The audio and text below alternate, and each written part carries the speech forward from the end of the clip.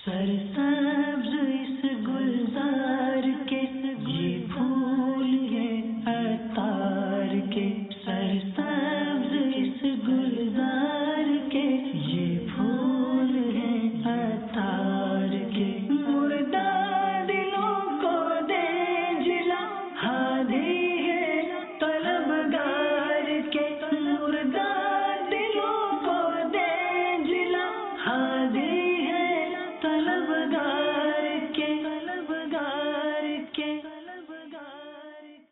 الحمد للہ رب العالمین والصلاة والسلام علی سید المرسلین اما بعد فاعوذ باللہ من الشیطان الرجیم بسم اللہ الرحمن الرحیم الصلاة والسلام علیک یا رسول اللہ وعلی آلک واصحابک یا حبیب اللہ الصلاة والسلام علیک یا نبی اللہ وعلى آلك واصحابك يا نور اللہ۔ فرمان مصطفیٰ صلی اللہ تعالی علیہ وآلہ وسلم، مسلمان جب تک مجھ پر درود شریف پڑھتا رہتا ہے فرشتے اس پر رحمتیں بھیجتے رہتے ہیں۔ اب بندے کی مرضی ہے کم پڑھے یا زیادہ۔ صلو علی الحبیب صلی اللہ تعالی علیہ وسلم۔ مجلس ائمہ مساجد برکاتی کابینات بلوچستان، سوال ہے کیا اجارہ طے کیے بغیر امامت کرنے میں حرج تو نہیں؟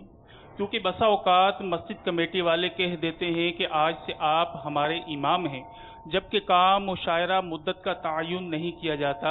برائے مدینہ اس کا جواب عطا فرمائے۔ ایک دو باتیں عرض کر دوں کہ امام کی جمع آئمہ نہیں ہے، ہمارے یہاں یہ عام ہے، آئمہ کرام بولتے ہیں، تو وہ آئمہ نہیں ہے بلکہ ائمہ۔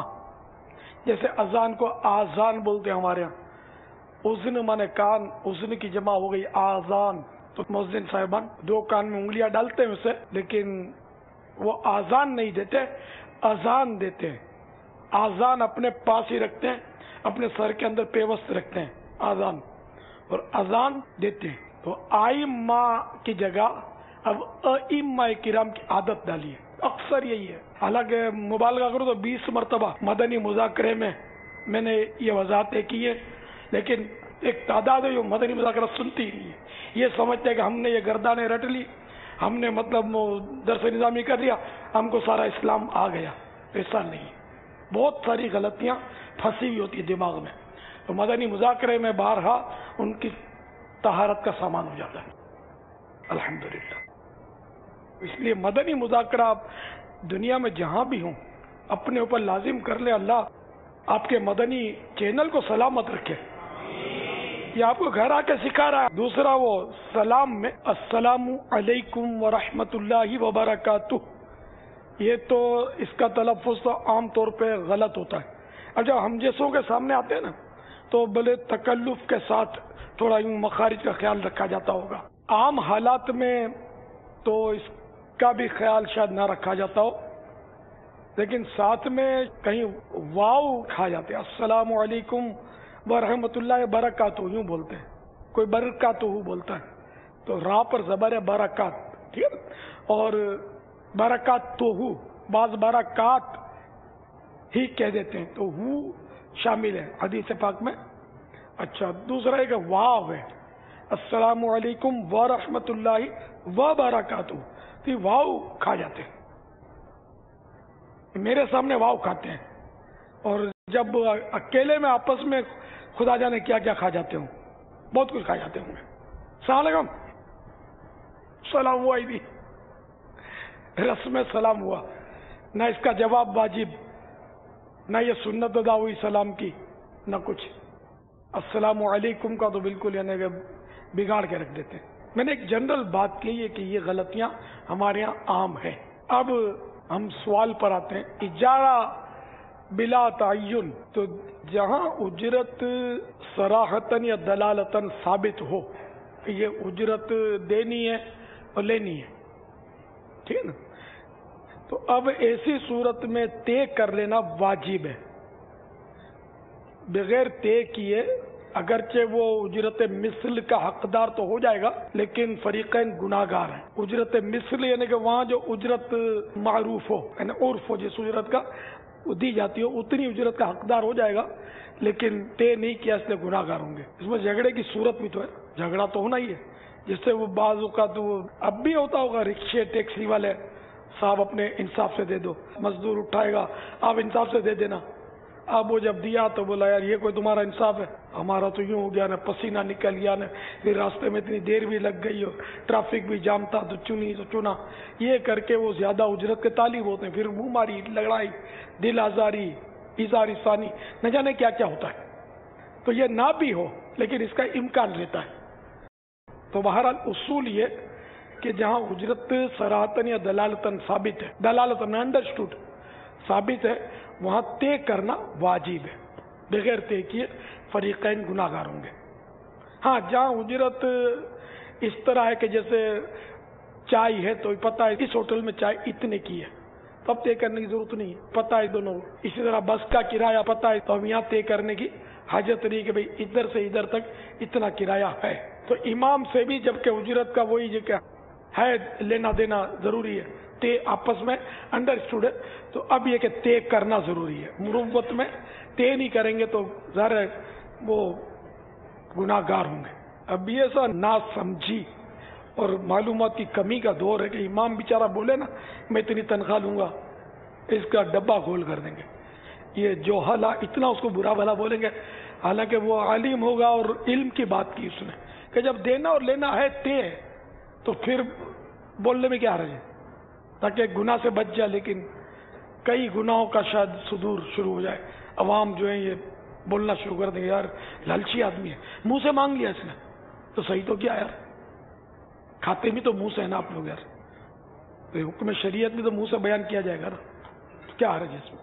لیکن یہ کہ ہے آزمائش. بہرحال یہ کہ طے کرنا ضروری ہے. اس طرح تراویح کی تو خیر اجرت ہی حرام ہے لیکن وہی کہ ترکیب سے جو اس کا حیلہ ہے کہ وقت کی اجرت, تو اب وقت کی اجرت بھی طے کی جائے گی کہ رمضان شریف میں روزانہ رات کو آپ کے اتنے بجے سے اتنے بجے تک آپ ہمارے اجیر.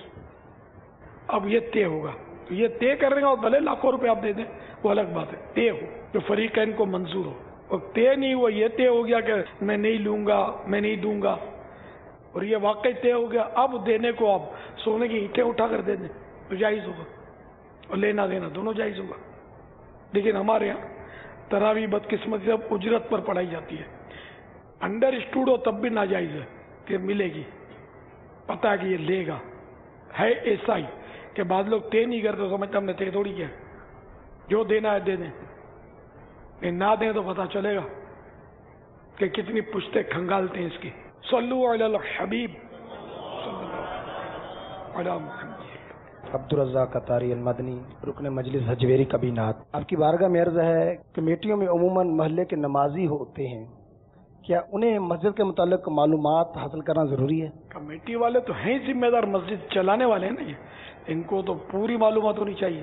تو ایسی کون سی صورت ہو سکتی ہے کہ جس سے یہ ہو کہ اس کے مزاج میں سختی نہیں ہو, یہ اچھے انداز سے حق بات کہہ بھی دے؟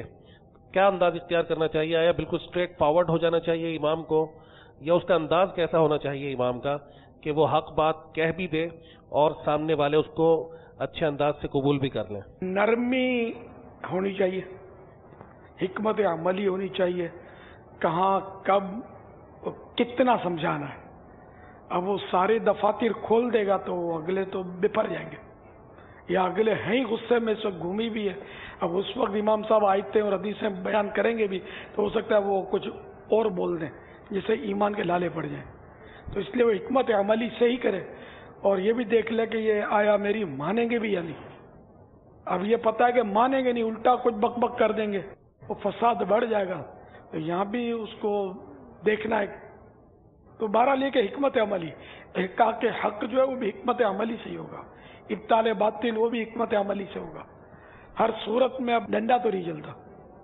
بعض امام بیچارے صحیح بات کرتے بھی ہیں لیکن وہ کڑک ہوتے ہیں تو پبلک پھر بے دھڑک بولتی ہے اور فساد ہو جاتا ہوگا. تو کامیاب وہی امام ہوتا ہے کہ جس کے اندر حکمت عملی ہو، تملق نہ ہو، چاپلوسی کہ مالداروں کے آگے عاجزیاں کرنا، یہ تملق، خوشامد جس کو اپنے بولتے ہیں، اور جو بندہ اس سے ٹرمس اچھے ہیں اس کی حامیہ کرنا، جس سے اس کے تعلقات صحیح نہیں ہیں، وہ اگرچہ صحیح بات کرے تب بھی اس کی تقلید کرنا، وہ غلط ثابت کرنا، اس طرح کی مفاد پرستیاں ہوں گی تو امام چلے گا نہیں.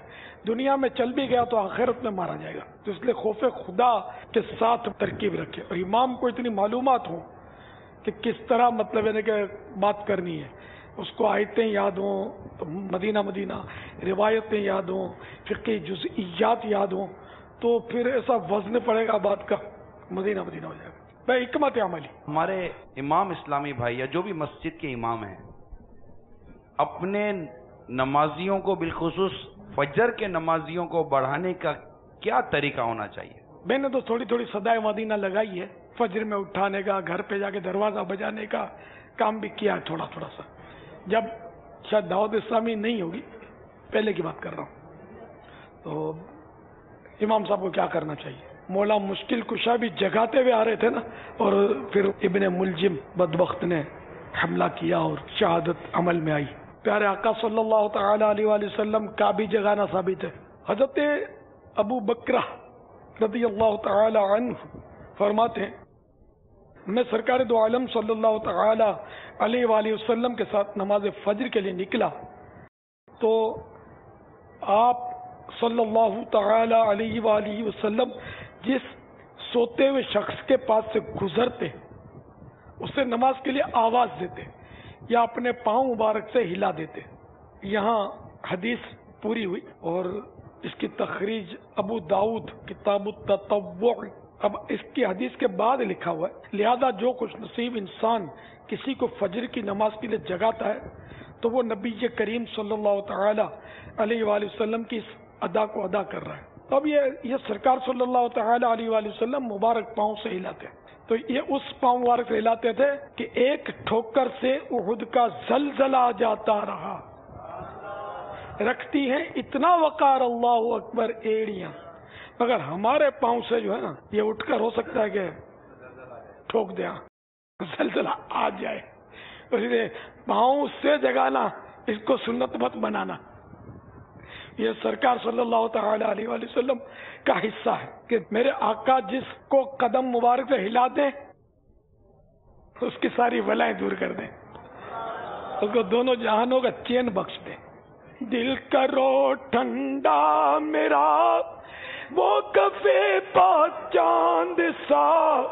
کفے پا سمجھتے؟ کفے پا کیا آپ بتائیے؟ پاؤں کی ہتھیلی. چلو بھائی پاؤں میں بھی ہتھیلی ہوتی ہے. اور بولو، بول نہیں پائے بیچارے، یوں صحیح بولا ہے. پاؤں کے تلوے کفے پا. دل کرو ٹھنڈا میرا وہ کفے پا چاند سا. دل کرو ٹھنڈا میرا وہ کفے پا چاند سا.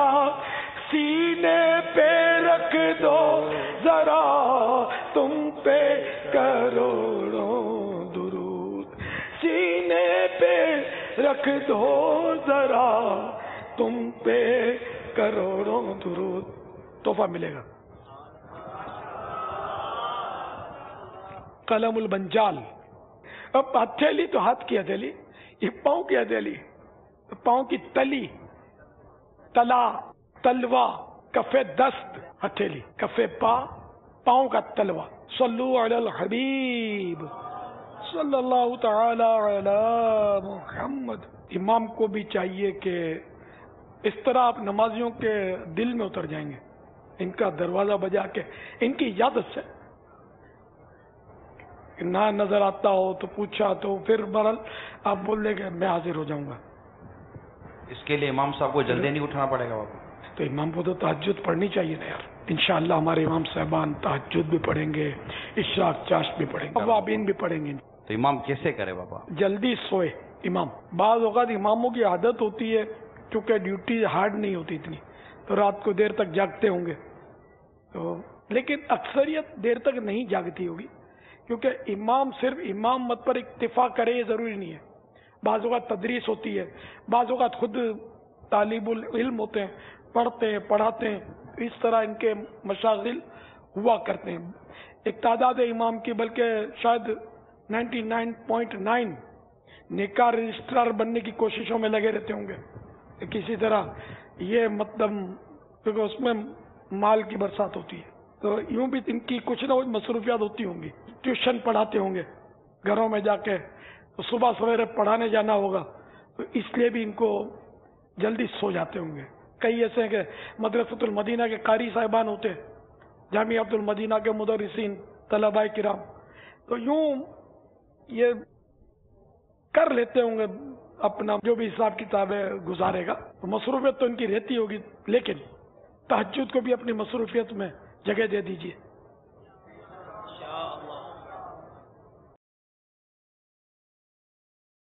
اللہ اللہ، یہ آپ نے وہ حدیث پاک سنی ہوگی کہ خوبصورت چہرے والوں سے مدد طلب کرو، استعانت کرو، ٹھیک ہے نا. تو اس سے مراد جو لکھا گیا کہ اس کی شرح کہ جس کے چہرے پر عبادت کا نور ہو، مراد یہ. جیسے سیدنا بلال حبشی رضی اللہ تعالیٰ عنہ کا تو جو چہرہ مبارکہ تھا، کھال کا جو رنگ تھا، آپ سمجھدار ہیں، لیکن ان کے چہرے پر عبادت کا نور. صحابی رسول تھے، جنت میں پہلے آواز آ رہی تھی ان کی کہ جب وضو کرتے تھے 2 رکعت پڑھتے تھے تحیت الوضو. یہ انہوں نے بتایا، بارگاہ رسالت میں عرض کیا. تو اب یہ کہ جو تہجد گزار ہوگا اس کے چہرے پہ نور ہوگا. تو اس طرح اگر آپ عبادت گزار ہوں گے تو آپ کا دل بھی نرم رہے گا، اس کی برکتوں سے انشاءاللہ اخلاق بھی درست ہوں گے. یہ سارے کام ہوں اخلاص کے ساتھ. اب دنیا کو سناتے رہیں گے تو نہیں چلے گا. کسی ایک کو بھی اگر اپنے نفس کے لیے، اس کے دل میں عزت داخل کرنے کے لیے اگر بتائیں گے تو یہ ریاکاری پھر کس کا نام ہے؟ اللہ کے لیے کریں. تو اس لیے مطلب امام اگر یہ سب کر لے نا، تہجد، اشراق، چاشت، اوابین، تلاوت قرآن، پھر اپنے اوراد و وظائف، اپنا اگر شجرہ ہے، کسی سے بیعت ہیں تو شجر شریف کے اوراد، یہ سب پڑھتے رہیں، آپ کی آواز میں بھی انشاءاللہ اثر پیدا ہوگا، آپ کی بات میں اثر پیدا ہوگا، لوگ آپ کی سنیں گے، لوگوں کے دل آپ کی طرف مائل ہوں گے، اور انشاءاللہ اس طرح دین کی خدمت میں آپ کو بہت مدد ملے گی. اگر بے باک ہوں گے آپ، جیسے بعض امام بڑے بے باک منہ پھٹ ہوتے ہیں اور پھر بدنام بھی ہوتے ہیں، بہت رسوا ہوتے ہیں، لوگ خلاف ہو جاتے ہیں. تو ایسوں کی اللہ کثرت نہ کرے، ہے نا. امام وہ ہو کہ جس کو دیکھ کر، یہ امام دلیل ہوتا ہے. امام کو اچھا پائے گا، نیک پرہیزگار پائے گا، تو ہو سکتا ہے اگر محلے میں کوئی غیر مسلم بھی دیکھے تو مسلمان ہو جائے کہ مسلمانوں کا امام جا رہا ہے. اور اگر امام جس طرح میں نے عرض کیا کہ وہ اس کا الٹ ہوگا، تو ہو سکتا ہے کہ کوئی مسلمان بھی نعوذ باللہ بولے گا یار یہ امام ہے. ایسا ہوتا ہے امام، جب دیکھو جھوٹ بولتا ہے، جب دیکھو پیسے بٹورتا رہتا ہے، تنخواہ کے لیے لڑتا تھا، اس دن جھگڑتا تھا، یا وہ فلاں جگہ تنخواہ زیادہ ملی، مال اڑک گیا. یار یہ کوئی امام ایسا ہوتا ہے؟ کوئی امام؟ امام کو تھوڑا خودداری ہونی چاہیے اور 2 پیسے کم میں بھی گزارا کر لینا چاہیے، کیونکہ آپ پر ایک بہت بڑا بوجھ ہے. آپ سفید چادر ہے، معمولی سا دبا دور سے نظر آ جائے گا، اور آپ کی وجہ سے مسلمانوں کے دین کا تحفظ ہے، آپ کی وجہ سے مسلمانوں کے دین کا نقصان ہے. آپ ایک طرح سے آئیڈیل پرسنالٹی ہے، بہت احتیاط کی ضرورت ہے. یہ بیوقوفی مت کرنا کہ یار وہ سعودی ادارے کا مینیجر ہے، اس کو اتنی تنخواہ، اور میں تو مسجد کا امام ہوں. بڑے بڑے مینیجر افسر تو میرے پیچھے کھڑے ہوتے ہیں نماز کے لیے، اور میری تنخواہ اتنی سی. تو اللہ کے بندے، آپ کو اللہ تعالیٰ نے اتنی عزت دی ہے، اس کی قدر نہیں ہے. آپ یہ بتائیے کہ ایک طرف کوئی منسٹر آ جائے، وہ کھڑا ہو، ایک طرف آپ کھڑے ہوں، لوگ ہاتھ کس کا چومیں گے؟ منسٹر کا نہیں چومیں گے، وزیر کا نہیں، آپ کا ہاتھ چومیں گے. بچے کو دم کروانا ہے تو وزیر کو نہیں کہیں گے، آپ کو کہیں گے مولانا بچہ رات کو روتا بہت ہے، دم کر دو. جنازہ آ گیا تو وزیر اعظم بھی آ جائے نا تو آپ کے پیچھے کھڑا ہوگا. اس کو کوئی نہیں کہے گا کہ وزیر صاحب آئیے جنازہ پڑھائیے، بلکہ امام آپ ہیں، جنازہ آپ پڑھائیں گے، وزیر اعظم کا بھی آپ پڑھائیں گے. یعنی کوئی بھی ہوگا مولانا پڑھائے گا نا، عوام تو نہیں پڑھائیں گے یا اس طرح کے کوئی. تو آپ کو اللہ نے اتنا بڑا منصب دیا، ایسی نادانی کرتے کہ 2 ٹکے کی بات کرتے کہ یار اس کو پیسے زیادہ اور میرے کو کم. پیسے کیا چیز ہے یار؟ اس پر آپ بکنے والے، اس لیے امام بنے، اس لیے آپ نے علم دین پڑھا کہ آپ کو پیسے ملے. تو آپ نے زندگی کی بہت بڑی بھول کھائی ہوئی ہے. اللہ کے لیے علم دین پڑھنا ہے. کیا پیارے آقا صلی اللہ تعالی علیہ وآلہ وسلم کا فقر اختیاری آپ بھول گئے؟ فقر اختیاری تھا، اختیار کیا تھا اپنے فقر کو کہ 2 مہینے چولہا نہیں جلا گھر میں، اور 1 وقت کا کھانا کھایا، دوسرے وقت کے لیے بچا کر نہیں رکھا. کہ جس نے 1 وقت کا دیا دوسرے وقت کا وہی عطا کرے گا. میرے آقا کا توکل بھول گئے جن کے فضائل پر آپ وہ بڑے طویل بیانات فرماتے ہیں اور اپنے لیے حرص کا وہ سامان کرتے ہیں کہ مسلمان ہم سے بدزن ہو. تو ایسے رہا کرو کہ زمانہ مثال دے، ایسے مت بنو کہ زمانہ تھوک کر ٹال دے. واللہ تعالی اعلم ورسولہ اعلم عز وجل وصلی اللہ تعالی علیہ وآلہ وسلم. صلو علی الحبیب صلی اللہ تعالی علی محمد. امام کو انفرادی عبادت کے حوالے سے کیسا ہونا چاہیے؟ وہ سب سے جو انسب بلکہ ضروری اخلاق اچھے ہوں. اگر نفلی عبادتیں نہ بھی ہوں بالفرض اخلاق اچھے ہوں.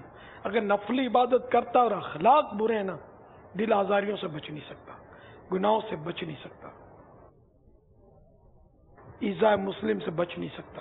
اخلاق کے معاملے کو شاید ہم عبادت کے باب میں نہیں لے رہے، یعنی نفلی نماز، نفلی روزہ، نفلی صدقات یا اس طرح درود شریف کی بعض کتابوں کا پڑھنا ماشاءاللہ، ان کو جس طرح ہم نے عبادت کے باب میں لیا ہے، ہم نے ہمارے شاید اخلاق کی جو پوری تفصیل ہے اس کو ہو سکتا ہے کہ شاید ہم نے عبادت کے باب میں لیا نہیں کہ یہ عبادت کی کس طرح کی قسم ہے اور اس کا کتنے اجر و ثواب ہے. اصل وہ اوراد و وظائف بہت اچھی چیز ہے، لیکن میں نے بعض اوراد و وظائف والوں سے مجھے تجربہ ہے، دیکھا والا ہے، تجربہ ہے کہ یوں ویسے آدمی بہت متاثر ہو کہ بڑا عبادت گزارا، جب دیکھو جھکا ہوا ہے پڑھ رہا ہے، لیکن اخلاق جب واسطہ پڑا ہے. ایک تو واقعہ نقش ہے میرے ذہن میں. ایک صاحب تھے اپنے محلے کی مسجد میں، کبھی ان کو بات کرتے بھی نہیں دیکھا ہوگا میں نے، اتنے یعنی کہ سادہ لباس، داڑھی پوری، پرہیزگار بظاہر، باعمل. عید کا دن تھا، دعوت اسلامی سے پہلے کی بات کر رہا ہوں، یوں سمجھ لیجیے اپنے لڑکپن کی بات ہوگی. عید کا دن تھا اور اتفاق سے وہ سامنے سے آ رہے تھے کہیں، تو میں بڑی عقیدت سے بڑا کہ یہ اللہ کا نیک بندہ ہے. میں بڑا جیسے گلے ملنے کے لیے، عید کو تو ملتے نا گلے، کوئی بھی نہیں تھا مطلب کوئی لائن بھی نہیں لگی ہوئی تھی، بھیڑ بھی نہیں تھی. میں ملا تو اس طرح انہوں نے مجھے ہٹا دیا ہے، وہ نقش ہو گیا. اگر کوئی تکلیف تھی تو وہ فرما دیتے کہ بیٹا میرے سینے میں درد ہے، کوئی تکلیف تھی تو آپ ہاتھ ملا، یا بیٹا ناراض نہیں ہونا، تو وہ بھی یاد رہ جاتا مجھے. لیکن انہوں نے جس انداز میں ہٹایا نا، مجھے مزہ نہیں آیا، میں نے معاف کیا انہوں. اب تو ہو سکتا حیات نہ ہو، اللہ بیچاروں کو بے حساب بخشے. ایک اور بھی مطلب صاحب تھے، بڑے باعمل، اور بس جو کہوں وہ کم. میں مزید قوائف ان کے بیان نہیں کرتا، لیکن بیچاروں کی جھاڑنے کی عادت تھی، یہ میں نے دیکھا، اور میں بھی اس کا شکار ہوا ہوں. اور لوگوں کو بھی میں نے دیکھا، کیونکہ وہ مرجع تھے، لوگوں کا رجوع تھا. جیسے شاید میں بھی کہوں کہ میری طرف بھی رجوع ہے، تو ان کی طرف رجوع تھا. تو لیکن وہ جس طرح ان کا جھاڑتا میں نے دیکھا نا، اللہ ان کو معاف فرمائے. اب وہ بیچارے ان کا تو پتہ ہے کہ اب دنیا میں نہیں ہے, اللہ بیچاروں کو بے حساب بخشے. یوں پڑھائی اور بہت کچھ تھا ان کے پاس, لیکن اخلاق جو میں نے دیکھا ہے. پاپا یہ درست ہے کہ جو وظائف کی کثرت کرتا ہے اس کی طبیعت میں جلال ہوتا ہے؟ نہیں, کئی جگہ سنا گیا ہے. میرے پیارے آقا صلی اللہ تعالی علیہ وآلہ وسلم سے بڑھ کر کون عبادت گزار کہ ہر لمحہ ذکر اللہ میں گزرتا تھا. کوئی لمحہ خالی گیا ہی نہیں, غفلت میں گیا ہی نہیں, کوئی کام ایسا کیا ہی نہیں کبھی جو ثواب کا نہ ہو. خود کو بھی کرتے ہی نہیں تھے نا کوئی کام, وہی کام کرتے تھے صرف جو ثواب کا ہو, جن کے بارے میں یہ آیت کریمہ ہے انک لعلی خلق عظیم. میرے مرشد غوث پاک نے کس طرح صحرا نوردی فرمائی اور کیسے کیسے مجاہدات کیے, کیسی کیسی عبادات کی. کیا وہ جھاڑتے تھے, دل آزاریاں کرتے تھے, اور جتنے بھی اولیاء کرام ہوئے کیسی کیسی عبادتیں کرتے تھے. حضرت سیدنا ابو مسعود بابا فرید الدین گنج شکر علیہ رحمت اللہ اکبر, ان کے بارے میں اپنا جو فیضان بابا فرید رسالہ ہے اس میں لکھا ہے کہ ہر وقت 2 زانو بیٹھتے تھے, ہمیشہ روزہ رکھتے تھے, اور وہ اتنی تلاوتیں, ایک ایک دن میں 2 قرآن کریم بھی تلاوتیں ان کی. لیکن ان کے بارے میں بھی کبھی کہیں پڑھانے کے بے وجہ جھاڑ دیتے ہیں لوگوں کو, جس طرح ہمارے ہاں آج یہ ماحول دیکھا جا رہا ہے. وہ ایک روایت ہے, ذرہ بھر ممنوع شرعی سے بچنا جن و انس کی عبادت سے بہتر ہے. تو اب یہ کہ جن و انس کی عبادت کہ اس کو مبالغہ کر کے سمجھایا گیا تو ممنوع شرعی, تو اب یہ کسی کو بلا وجہ جھاڑ دیا. یہ ممنوع شرعی بھی کتنا بڑا ممنوع شرعی, حرام ہے, جہنم میں لے جانے والا کام ہے.